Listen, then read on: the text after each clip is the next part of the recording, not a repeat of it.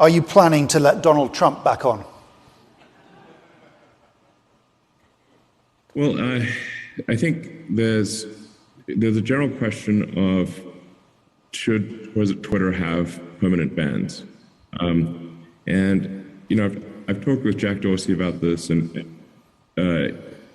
he and I are of the same mind, which is that permanent bans should be extremely rare and really reserved for people where they're trying to for accounts that are bots or spam scam accounts, where there's just no legitimacy to the account at all.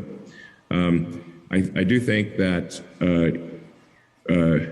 it was not correct to ban Donald Trump. I think that was a mistake because it alienated a large part of the country and did not ultimately result in Donald Trump not having a voice. He is now going to be on Truth Social, as will a large part of the right in the United States, and so I think this could end up being, frankly, worse than having a single forum where everyone can debate.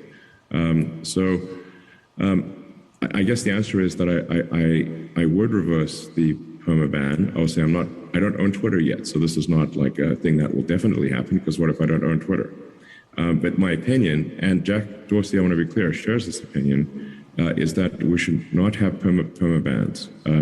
Now that doesn't mean that somebody gets to say whatever they want to say. If they say something that is illegal or otherwise, just destructive to the world, then that there should be perhaps a timeout, a temporary suspension, or that particular tweet should be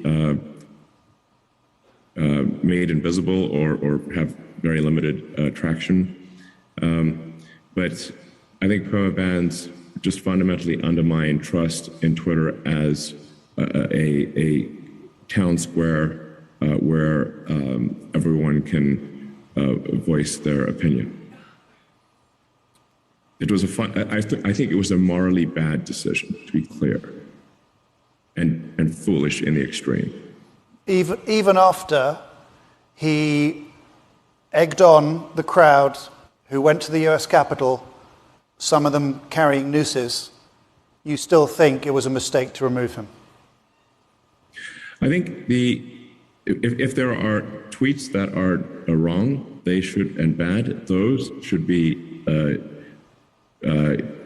either deleted or made invisible, and a suspension, a temporary suspension is appropriate, but not a permanent ban. So if the deal completes, he might potentially come back on, but with the understanding that if he does something similar again, he'll be back in the sin bin. He has publicly stated that he will not be coming back to Twitter, and that he will only be on Truth Social. And this is the point that I'm trying to make, which is perhaps not getting across, is that banning Trump from Twitter didn't end Trump's voice. It will amplify it among the right. And this is why it is morally wrong and flat out stupid